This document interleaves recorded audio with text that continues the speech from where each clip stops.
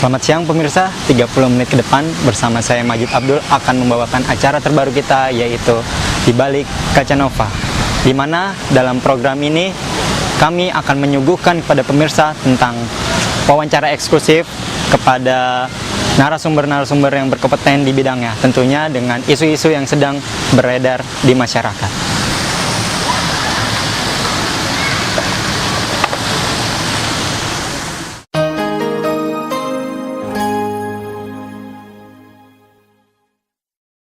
Isu yang pertama adalah kenaikan BBM yang membuat resah masyarakat Indonesia. Simak wawancara eksklusif bersama Iwan Nurdin, pengamat situasi nasional berikut ini.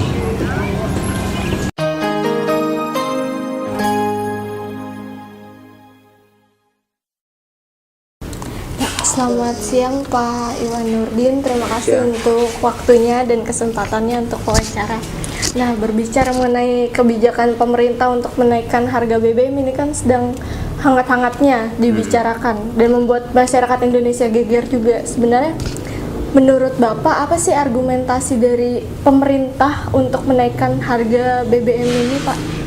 Selama ini pemerintah mengatakan bahwa subsidi BBM kita itu terlalu besar, salah sasaran, dan banyak dipakai oleh orang-orang kaya. Dan pemerintah ingin mengalihkan subsidi itu kepada rakyat yang lebih berhak, misalnya kelompok miskin. Nah, tapi seringkali kita sudah mengalami apa yang disebut dengan kenaikan harga BBM. Ini bukan pertama kali saja bahwa harga BBM dinaikkan oleh pemerintah, sudah berkali-kali. Tetapi argumentasi bahwa uang subsidi akan dialihkan kepada orang yang lebih berhak itu ternyata tidak pernah kejadian sampai hari ini. Kita bisa lihat di tempat-tempat di luar Jawa, misalnya jalan-jalan masih rusak, kemudian listrik masih tetap tidak menjangkau mereka. Kalaupun menjangkau mereka, hidupnya lebih sedikit ketimbang mati lampunya, dan akses terhadap kesehatan, akses terhadap pendidikan juga tidak lebih membaik. Ini membuktikan bahwa argumentasi bahwa uang subsidi yang dialihkan kepada orang-orang yang lebih berhak itu tidak pernah terjadi. Jadi pemerintah menaikkan harga BBM itu hanya untuk menyelamatkan anggarannya sendiri. Anggarannya siapa? Karena pemerintah tidak mau berhemat, misalnya gaji-gaji pegawai negeri yang tidak efisien, kemudian anggaran-anggaran di daerah yang lebih banyak habis kepada biaya rutin ketimbang biaya pembangunan itu tidak pernah direvisi dengan baik. Jadi menurut saya apa yang telah terjadi selama ini bahwa argumentasi pemerintah hendak menaikkan BBM semata-mata ingin menyelamatkan anggaran pemerintah saja, dalam hal ini untuk kepentingan para birokrasi dan partai politik. Tapi tadi Bapak menyebutkan bahwa subsidi dari pemerintah ini tidak pernah tepat sasaran. Tidak pernah tepat sasaran seperti itu. Nah, dengan dihapuskannya subsidi ini, menurut Bapak apakah bisa membuat rakyat Indonesia lebih mandiri begitu Pak? Tidak mengandalkan subsidi-subsidi ini? Kerap kali itu yang dibicarakan. Tapi gini, apakah subsidi selama ini tidak tepat sasaran, subsidi BBM? Selama ini kita menyaksikan bahwa dengan subsidi BBM justru banyak rakyat menjadi terbantu, apakah itu nelayan, apakah itu petani. Pemerintah selama ini kerap mengatakan bahwa subsidi BBM lebih banyak dipakai oleh orang-orang kaya, lebih banyak dipakai oleh kendaraan-kendaraan dan habis terbakar. Itu selalu yang diargumentasikan oleh pemerintah. Tetapi kita sudah saya katakan tadi, harga BBM itu naik bukan sekali ini saja, dan argumentasi pemerintah yaitu itu lagi, bahwa kalau subsidinya dipotong, subsidi itu akan dialihkan ke rakyat yang lebih berhak. Tapi kita lihat bahwa selama kenaikan kemarin-kemarin itu berapa banyak yang sudah dialihkan ke rakyat. Justru subsidi pertanian dikurangi, justru subsidi pendidikan terus-menerus dikurangi, justru subsidi kesehatan terus-menerus dikurangi. Nah, apakah dengan mencabut subsidi akan menciptakan kemandirian rakyat? Itu argumentasi yang salah. Justru bagaimana menciptakan prakondisi bagi kemandirian rakyat itu pada masyarakat yang rentan dan hidupnya miskin itu memang harus disubsidi. Itu adalah kebijakan yang berlaku umum di seluruh dunia. Di Amerika, di Eropa, di Jepang, negara-negara yang maju, subsidi adalah hal yang wajar pada masyarakat yang rentan, pada masyarakat yang daya belinya rendah. Itu sudah berlaku umum di semua tempat. Kenapa? Karena kalau semuanya diperlakukan sama, Anda akan menyaksikan itu. Tidak akan mungkin seorang Chris John bisa diadu bersama Mike Tyson. Itu beda kelas, beda argumentasinya, dan beda hasilnya. Jadi kemandirian itu harus diwujudkan, salah satunya dengan daya imperatif. Daya imperatifnya yang memberikan subsidi kepada yang berhak. Apakah subsidi BBM selama ini salah sasaran? Saya katakan, kalau subsidi BBM selama ini justru telah menyelamatkan perekonomian rakyat, ya dia harus dipertahankan. Soal kedua, konstitusi kita mengamanatkan demikian. Jadi negara kita itu dibangun atas dasar konstitusi. Itulah persekutuan sosial kita sebagai negara bangsa. Lah kalau konstitusi kita mengamanatkan bahwa bumi, air, dan kekayaan alam itu dipergunakan sebesar-besarnya kemakmuran rakyat, terjemahannya salah satunya adalah subsidi langsung, yaitu jadi kalau pemerintah mau membelokkan konstitusi kita berideologi yang lain, ya dia menyalahi, karena dia mandatnya adalah menjalankan konstitusi kita. Begitu Pak. Nah, kenaikan harga BBM ini kan tentunya berdampak ke berbagai pihak gitu ya. Berdampak pada para produsen, juga pada para konsumennya. Nah, kita mau lihat dulu, menurut Bapak, seberapa besar sih pengaruh kenaikan harga BBM ini terhadap daya beli para pembeli itu, Pak? Kalau kita lihat apa yang akan menjadi implikasi dari kenaikan harga BBM, tentu yang pertama itu adalah kos produksi dari banyak masyarakat kita akan naik. Kenapa kos produksinya naik? Karena bahan bakar naik. Bahan bakar naik berarti biaya transportasi naik, biaya menggerakkan mesin-mesin di industri juga naik, dan itu akan menaikkan kos produksi, dan pada akhirnya daya jual hasil penjualan kepada konsumen harus dinaikkan. Bagaimana dengan daya beli rakyat terhadap naiknya harga-harga barang? Kita bisa lihat, belum naik saja BBM ini harga-harga sudah naik, sudah melambung tinggi. Nah, kalau BBM ini telah dinaikkan nantinya dan daya belinya tetap bahkan cenderung turun, maka pemerintah akan menghadapi satu kenaikan harga-harga barang yang mengakibatkan daya beli masyarakat kita itu semakin turun. Artinya kemiskinan akan semakin bertambah. Lalu produsen yang paling banyak di negara kita itu siapa? Produsen yang paling banyak adalah produsen yang menghasilkan makanan. Salah satunya adalah petani dan nelayan. Saya kasih ilustrasi. Kalau nelayan harus menanggung beban biaya solar yang terus-menerus meningkat, kemudian dia mendapatkan ikan dari hasil melaut, dia tidak bisa menjual ikannya itu harganya naik. Kenapa? Karena para konsumen akan memilih sumber-sumber makanan yang lain, apakah sayuran, apakah tempe, ataukah telur, dan akan mengurangi membeli ikan. Tentu itu akan memukul para nelayan. Petani juga demikian, biaya pembelian pupuknya, biaya transportasinya, biaya buruhnya juga akan naik. Maksud saya buruh petaninya, para petani yang bekerja di sana akan naik. Kalau naik, maka apakah pemerintah akan menanggung kompensasinya dengan menaikkan harga pembelian pertanian kita yang lebih tinggi? Itu akan sulit. Mengapa? Karena pemerintah sekarang ini kalau harga pertanian kita cenderung naik, dia melakukan impor pangan. Dengan demikian, maka petani kita akan makin tergerus dengan impor pangan. Kita bisa lihat kemarin itu, harga wortel dan cabai naik yang seharusnya menguntungkan petani, atau harga jengkol sekarang ini naik yang harusnya menguntungkan petani, justru pemerintah cepat-cepat melakukan impor pangan supaya menurunkan harga di pasaran. Akibatnya apa? Harga-harga, saya bisa kasih contoh, di Medan, jeruk Medan itu jauh lebih mahal ketimbang jeruk Mandarin. Di kota Malang, apel Malang itu jauh lebih mahal ketimbang apel Amerika dan Australia. Itu artinya apa? Produk pangan kita itu yang dibeli dari impor itu makin merajalela di pasaran. Pasar-pasar pinggir jalan kita, kaki lima kita itu udah jual buah-buahan impor, bukan buah-buahan yang dihasilkan oleh petani kita sendiri.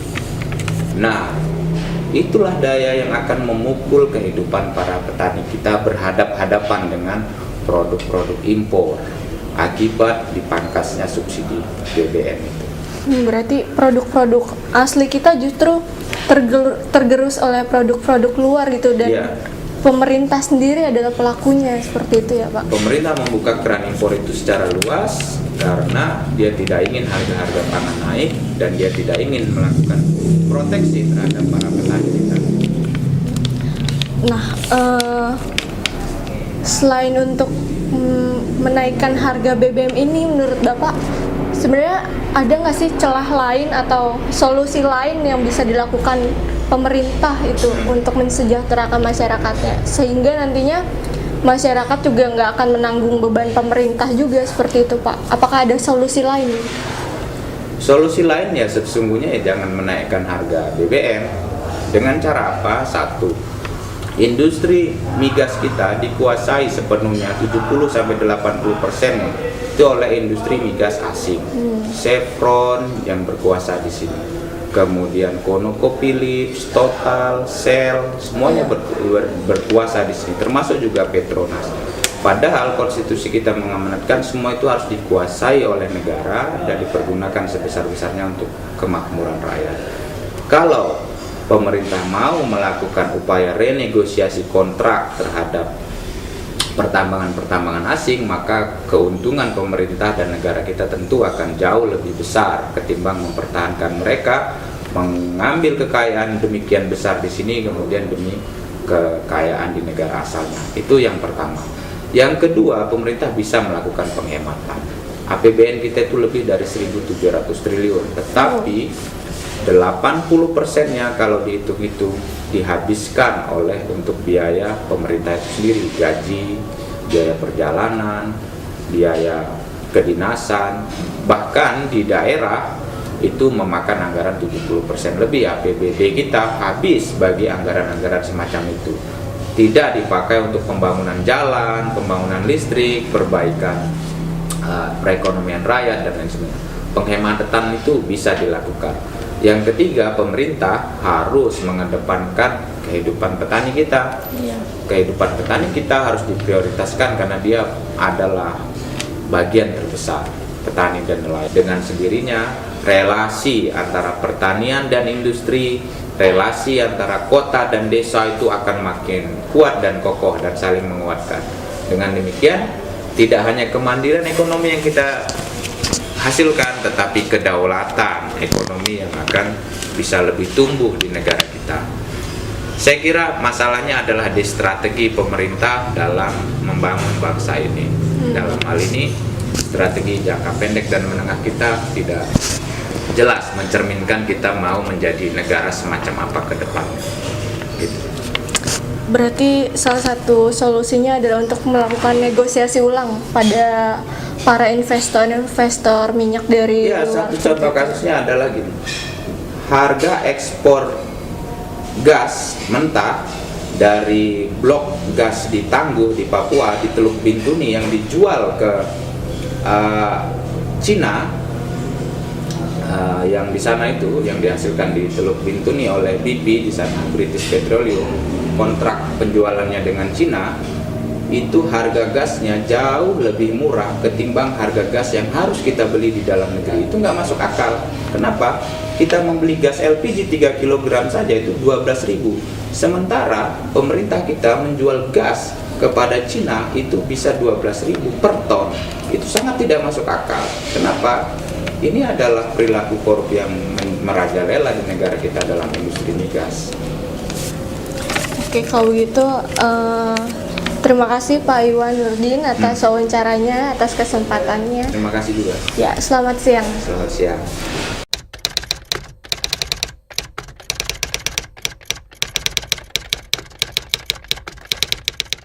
Bapak, dengan kenaikan harga BBM ini Bapak setuju nggak sih Pak? Sangat sangat tidak setuju. Menurut abang sendiri setuju apa enggak kalau BBM itu dinaikkan? Ya, nggak setuju sih sebenarnya. BBM. Kalau saya sih bagi saya mendingan naik sekalian udah ketahuan. Mau naik sekalian. Berarti setuju ya Pak? Iya, setuju aja dan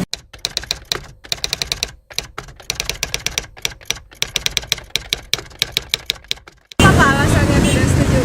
karena jelas sangat memberatkan masyarakat. Satu hal adalah kemampuan masyarakat kita belum cukup untuk ketimbangan pemenuhan kebutuhan sehari-hari. Jelas kalau BBM naik pasti naik, karena BBM adalah sangat vital untuk semua distribusi 9 kebutuhan pokok sehari-hari. Sebenarnya habis istilahnya penghasilan kita masih tetap segini, tapi kita yang dibelikan pada mahal, istilahnya mana istilahnya buat kita. Jadi aja daripada ini udah ketahuan harga naik semua percuma kan. Iya.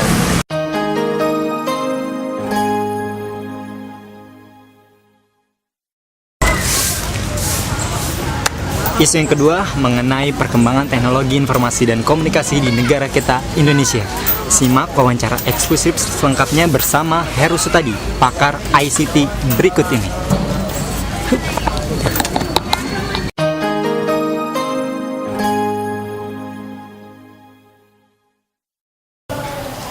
Selamat malam Pak Heru Sutadi, terima kasih untuk kesempatannya.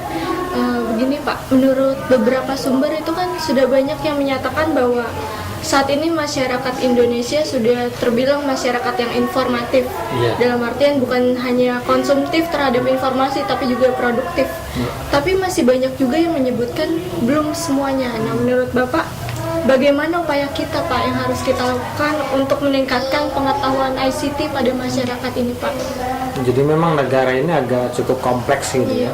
Di satu sisi memang kita punya masyarakat yang sudah mengerti tentang teknologi informasi, memanfaatkannya, bawa-bawa gadget terbaru segala macam gitu ya. Tapi memang ada juga saudara-saudara kita gitu ya, yang masih belum tersentuh tentang teknologi informasi.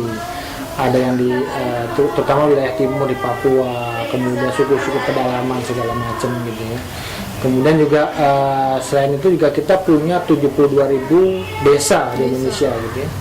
72.000 desa ini hampir sekitar 70.000 itu sudah mungkin punya telepon lah tiap-tiap desa, tapi untuk akses internet, nah ini belum. Akses internet itu baru di sekitar 5.786 kecamatan gitu ya. Sehingga untuk mencapai seluruh desa juga perlu waktu gitu. Nah, yang kalau kita lihat memang perlu percepatan lah, agar bahwa yang pertama itu mereka punya, tiap-tiap desa punya internet, kemudian juga perguruan tinggi, sekolah semua terhubung ke internet segala macam. Di sisi lain juga kita harus juga membangun jaringan berkapasitas besar, terutama wilayah timur, karena antara barat dengan timur ini terjadi penyedia infrastruktur telekomunikasi yang berbeda, di mana barat ini sangat begitu ya, Pak? betul. Jadi yang disebut dalam istilah teknis itu digital divide gitu. Jadi kesenjangan digital. Jadi antara yang barat sudah begitu banyak serat optik segala macam, tapi wilayah timur ini yang kurang gitu ya, betul. Apalagi kan kalau misalnya istilahnya itu matahari itu kan terbit dari arah timur, nah justru yang timur wilayah kita itu agak tertinggal gitu. Oh begitu. Nah Pak, kalau berbicara mengenai perkembangan ICT, tentunya ada dampak positif dan negatifnya. Nah, berbicara dampak positifnya terlebih dahulu Pak, apa sih keunggulan masyarakat yang sudah melek ICT seperti itu Pak? Jadi memang secara sederhana itu ICT itu memberikan satu hal yang cukup positif bagi pertumbuhan ekonomi katakanlah, karena di berbagai belahan dunia, kemudian berbagai survei, kemudian berbagai analisis disebutkan ada korelasi antara pertumbuhan ekonomi dengan keberadaan ICT, terutama yang disebut dengan broadband gitu ya. Jadi memang di dunia ini sekarang dikembangkan apa yang disebut dengan broadband ekonomi yang berbasis pita lebar, berbasis teknologi informasi gitu ya. Jadi kalau kita lihat sekarang misalnya negara-negara seperti Amerika, mereka mengembangkan Facebook, Google, kemudian Twitter. Nah, ini kan pendapatan yang bisa didapat dari hal itu kan cukup besar gitu. Iya, Pak. Google itu nilainya berapa sekarang? Facebook berapa? Twitter berapa gitu ya. Nah, ini korelasi itu yang harusnya juga kita bawa ke sini gitu ya. Jadi sekarang juga perputaran uang di sektor telekomunikasi sekitar udah 300-400 triliun gitu kan. Artinya juga melibatkan juga begitu banyak uang di sisi pengguna, operator segala macam gitu loh. Yang positif, dan juga memang kalau secara implementasi ya mungkin kalau dulu kita mungkin mau ke rumahnya orang main datang aja mungkin orang nggak ada gitu. Sekarang bisa SMS dulu, bisa BBM-an dulu gitu, sehingga juga ada efisiensi segala macam. Mempermudah yang jelas gitu ya, Pak. Kemudian juga segala aktivitas kita kan juga sekarang kita bisa melakukan email, tukar menukar informasi, penelitian juga. Dulu kalau misalnya penelitian kan harus misalnya penelitiannya tentang satu hal tentang teknologi baru, kita harus ke Amerika gitu ya.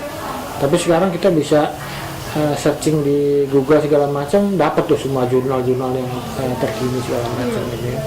Memang kedepannya juga nanti akan ada misalnya pemanfaatan teknologi informasi untuk kesehatan, kemudian juga ya, pendidikan juga akan makin banyak gitu ya. Bahkan juga sekarang juga terjadi konvergensi antara misalnya otomotif dengan telekomunikasi segala. Kita menggerakkan mobil pakai ponsel segala macam, itu akan makin banyak. Sudah banyak sekali berarti ya Pak hal positifnya dari perkembangan ICT. Dan sebaliknya Pak, bagaimana dengan hal negatifnya? Mengingat kalau di kota-kota besar kan sudah banyak ya Pak orang-orang yang menggunakan perkembangan ICT ini. Bahkan anak-anak SD, pelajar-pelajar itu di mana-mana sudah internetan gitu, dan kebanyakan mereka menyalahgunakan perkembangan ini. Nah, bagaimana sih Pak upaya untuk menghindari dampak negatif atau setidaknya mengurangi begitu Pak? Jadi memang banyak juga hal negatif yang disebabkan oleh perkembangan teknologi informasi. Bisa katakanlah cybercrime gitu ya. Jadi kalau dulu itu kan kejahatan tradisional, orang mau menipu ya ketemu di jalan pakai hipnotis gitu ya, kita ketipu gitu segala macam gitu ya. Atau mungkin misalnya banyak hal misal gitu ya. Tapi kalau misal sekarang kan orang mau menipu, dia kirim email, ada investasi sekian, kita bisa ketipu gitu kan. Atau mungkin misalnya buka sekarang penggunaan teknologi informasi, misalnya Anda menerima SMS mama minta pulsa, ada yang minta pulsa atau kirim ke rekening ini. Yang terakhir ini misalnya dapat hadiah kalau dulu kan misalnya dikirim ke rumah pakai pos, Anda mendapatkan hadiah mobil gitu ya, kirim pajaknya 20% segala macam. Kalau sekarang semua pakai SMS segala macam. Banyak SMS berarti. Jadi ya kejahatan juga terfasilitasi gitu kan. Kejahatan itu kejahatannya penipuan, kemudian pornografi segala macam gitu.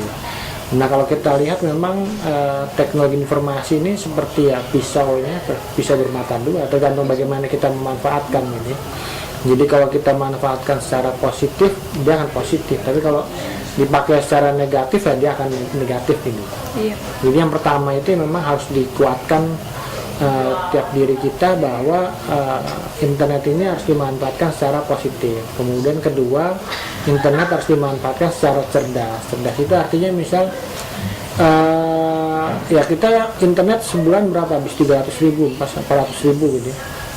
Ekonomik apa yang kita dapat dari 300-400.000 itu gitu. Jadi kalau kita cuman misalnya katakanlah sehari-hari cuman ya mungkin Twitteran segala macam, Facebookan aja, kemudian nggak menghasilkan apa-apa, ya kita termasuk orang yang rugi gitu. Padahal mungkin di Facebook kita bisa berjualan segala macam. Kebetulan juga ada mahasiswa saya di kampus lain juga dia jualan misalnya souvenir dari Bali, sabun segala macam. Itu ya Pak? Nah iya betul, ada seperti itu. Atau mungkin kita misalnya untuk mencari informasi tentang bahan kuliah yang kita bahas. Kemudian mungkin kalau dari teman-teman di penyiaran bagaimana misalnya mengambil gambar yang baik, kemudian keredaksian segala macam itu kan bisa dilakukan. Iya, banyak upaya yang sudah dilakukan juga tentunya ya Pak, dan upaya-upaya yang masih akan dicari. Tapi seringkali kan terbentur karena sarana dan prasarana yang begitu mahal gitu Pak. Nah, ada nggak sih Pak cara untuk meminimalkan biaya-biaya itu Pak, sehingga masyarakat dapat menggunakannya, dapat mengaksesnya dengan mudah gitu Pak? Ya memang kalau kita lihat 8 tahun lalu semua mahal gitu. Iya. Tapi dengan dan sekarang kan kompetisi. Kalau kompetisi itu artinya ketika ada beberapa pemain, nggak bisa satu pemain itu bertahan pada angka yang mahal gitu ya. Belum bisa ada sekarang ada Telkomsel, Excel, Axis kan bersaing nih kan. Iya. Bahkan kadang-kadang sangat murah gitu sampai juga ya pengguna dirugikan justru sebaliknya gitu ya. Nah kalau misalnya dari segi harga saya pikir ya memang sudah terjangkau karena memang tidak mungkin harga itu murah. Jadi kenapa tidak mungkin murah? Karena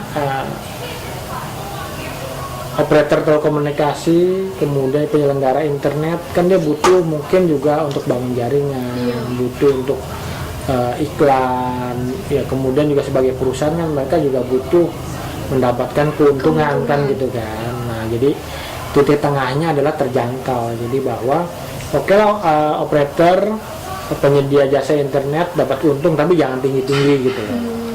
Kemudian juga oke lah misalnya pengguna dapat layanan yang murah tapi tidak sangat murah. Kalau ketika sangat murah kan artinya nanti ada pihak yang dirugikan gitu ya. Dan memang arahnya juga sekarang juga ada banyak kan, misalnya kita hotspot segala macam pemerintah daerah menyediakan. Kemudian juga bisa Telkom membangun di sekolah-sekolah gitu ya. Arahnya memang sudah penyediaan infrastruktur telekomunikasi sarana prasarana yang terjangkau, tapi memang diakui atau tidak bahwa masih terjadi digital divide antara yang barat dengan timur, antara kota dengan desa gitu ya. Nah, ini yang memang perlu diselesaikan gitu, karena kita juga punya target ya di 2015 kita punya target negara-negara ASEAN, kita punya target negara-negara Asia Pasifik APEC gitu ya. Kemudian juga ada target World Summit on Information Society atau WSIS di 2015 para penduduk dunia terus terkoneksi ke internet. Jadi kalau Indonesia punya 237 juta, artinya 118 juta itu harus bisa koneksi internet tahun 2015. Kemudian kita punya desa 72.000 desa ini harus bisa masing-masing punya internet, dan bukan hanya internet tapi juga broadband gitu. Nah ini kan juga yang pekerjaan yang nggak mudah tapi memang harus diselesaikan gitu. Berarti bisa dibilang kalau para penyedia jasa teknologi informasi dan komunikasi ini bukan hanya mengejar keuntungan semata tapi juga untuk kepentingan bangsa, seperti itu ya Pak? Ya memang jadi dikombinasikan lah gitu. Mereka juga sebagai pengusaha, sebagai perusahaan harus dapat untung gitu ya, tapi di sisi lain juga sebagai agen pembangunan gitu. Jadi kalau di pemerintah itu ada kewajiban-kewajiban yang harus mereka penuhi gitu. Misal katakanlah ada operator baru, kemudian mereka mengajukan izin, biasanya nanti ada kewajiban Anda tahun pertama bangun di sini, tahun kedua di mana, 3 di mana, sampai 5 tahun pertama gitu. Ini agar apa? Agar semuanya merata gitu ya. Jadi kalau misalnya di Jakarta semua numpuk di Jakarta, akan banyak operator kan di Jakarta kan, akan banyak jaringan serat optik di Jakarta sehingga kemudian disebar di Bali, di Manado, sehingga semua punya jaringan kan gitu kan. Kemudian juga misalnya operator itu misalnya kalau misalnya membangun di daerah yang sangat terpencil, mereka kan nggak dapat untung ya, susah ya. Jadi ada yang namanya Universal Service Obligation, jadi kewajiban pelayanan universal. Jadi ini dibayarkan 1,25% dari pendapatan operator, diserahkan pada negara, kemudian harus melalui Jakarta semua. Jadi betapa mahal dan berapa padatnya traffic di Jakarta. Jadi kemudian didesain bahwa nanti traffic itu bisa disebar dari Sumatera, Kalimantan, Jawa, Sulawesi, Papua belum, tapi arahnya juga nanti sana gitu ya. Sehingga nggak semua itu harus Jakarta. Kalau misalnya traffic harus ke Jakarta, misalnya dari katakanlah saya pengguna internet di Manado. Manado karena jaringannya dibawa ke Makassar Jakarta kan mahal jadi Manado ini. Nah yang sedang diupayakan itu adalah dibangun di satu hub di Makassar, jadi dari Makassar bisa disebar kemana-mana. Kemudian juga dibangun misalnya fiber optik dari Manado ke Filipina gitu, seperti itu. Nah Pak, tadi kan Bapak mengatakan kalau perkembangan ICT ini juga sangat berpengaruh peningkatan ekonomi bangsa, dan di tulisan Bapak juga disebutkan bahkan berpengaruh juga ke demokratisasi. Betul. Pak. Nah seberapa efektif sih Pak perkembangan ICT ini untuk perkembangan itu? Jadi memang kalau saya melihat itu jadi ada kita sebut itu sebagai pilar kelima. Pilar kelima. Jadi memang ini agak istilahnya beda gitu ya. Kalau Pak Taufik Kimas ini kan 4 pilar itu NKRI segala macam. Tapi kalau sesungguhnya kan dalam pilar kenegaraan kan ada eksekutif, legislatif gitu ya. Kemudian yudikatif, kemudian ada pers gitu ya. Nah sekarang ada lagi yang namanya sosial media gitu. Jadi kalau dulu misal katakanlah kita ngobrol sama menteri kan susah gitu ya. Aduh gimana caranya, belum penjaganya kan banyak gitu. Tapi kalau misalnya Anda mau bicara dengan Tifatul Sembiring gitu ya, Menteri Kominfo, kan tinggal kirim ini aja, kirim Twitter @tifsembiring bisa dibaca gitu ya. Atau mungkin Pak SBY sekarang kan, SBY Yudhoyono kan jadi birokrasi terpangkas segala macam gitu. Iya, Pak. Dan lagi pula juga pemanfaatannya kalau kita lihat kan dari beberapa tahun terakhir ini kan dimanfaatkan untuk demokratisasi, itu kan artinya bahwa lebih transparan gitu. Iya. Dalam kasus misalnya Prita Mulyasari kan gitu kan betapa dia komplain tentang sebuah rumah sakit, tapi justru dia ini dijadikan korban oleh rumah sakit tersebut, dibawa ke pengadilan kan gitu kan. Nah ini kan dari kacamata masyarakat kan nggak ada ketidakadilan kan. Makanya kemudian ada forum bebaskan Prita segala macam gitu ya, dan ini kan cukup menguat gitu ya. Akhirnya sampai kemudian Prita juga bebas. Kemudian juga waktu kasus KPK gitu ya, Chandra Hamzah sama Bibit Chandra gitu ya. Dan mereka sempat juga mau ditahan polisi segala macam, sampai kemudian masyarakat juga 1 juta dukungan untuk mereka, akhirnya juga mereka bebas gitu ya. Lewat sosial media. Lewat sosial media, betul. Jadi memang ini juga membuka satu wacana baru bahwa ya inilah kan media baru gitu ya. Ya artinya sekarang semua serba transparan, masyarakat bisa bersuara segala macam gitu ya. Bahkan sekarang kalau misalnya ada akun Trio Macan, orang lebih percaya Trio Macan gitu dibanding yang lain kan gitu kan. Walaupun memang secara isi ya perlu dikritisi sih. Berarti perkembangan ICT ini punya kekuatan yang luar biasa juga gitu ya Pak, Iya, seperti betul. layaknya media massa gitu.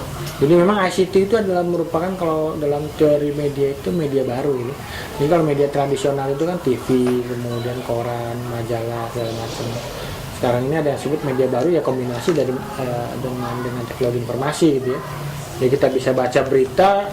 Sekarang saya sendiri di rumah memang berlangganan koran gitu, tapi hari-hari baca berita itu kan dari Detikcom, dari Kompas.com, online segala macam gitu ya. Ya, kalaupun misalnya TV nggak ini juga bisa dari internet kan, bisa kita lihat.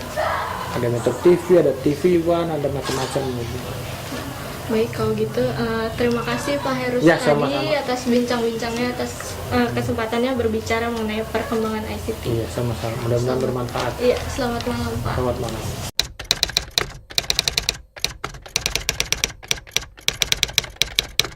Rena pernah ini nggak mengikuti perkembangan teknologi informasi dan komunikasi?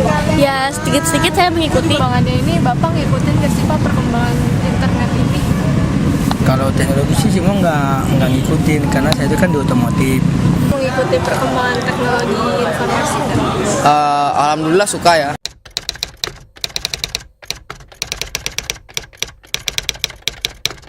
Nah, perkembangannya itu untuk apa? Untuk bisnis, hiburan, atau mencari informasi Pak? Pertama untuk mencari informasi ya, karena kan saya mahasiswa, jadi otomatis saya melihat kebutuhan informasi saya melalui ICT tersebut. Kemudian untuk hiburan, kan banyak sekali kan hiburan-hiburan yang bisa didapatkan dari perkembangan teknologi itu sendiri. Tapi kalau misalnya internet itu sehari-hari menggunakan nggak Pak? Kalau internet sih udah pasti ya, paling kecil setengah jam itu lah pasti ya. Keperluannya untuk bisnis, informasi, atau hiburan biasanya Pak? Yang pertama di situ kita browsing untuk hasilnya kayak cari produk lah gitu. Memanfaatkan teknologi informasi dan komunikasi untuk apa? Bisnis, hiburan, Untuk- atau mencari informasi? Untuk hiburan saya sering juga, bisnis juga sering mengikuti perkembangan bisnis apa saja yang saat ini, bisnis apa yang sedang naik daun seperti itu. Untuk pembelajaran juga sering, seperti contohnya di YouTube saya bisa tutorial tentang video editing atau syuting segala macam. Saya sering mengikutinya lewat situ.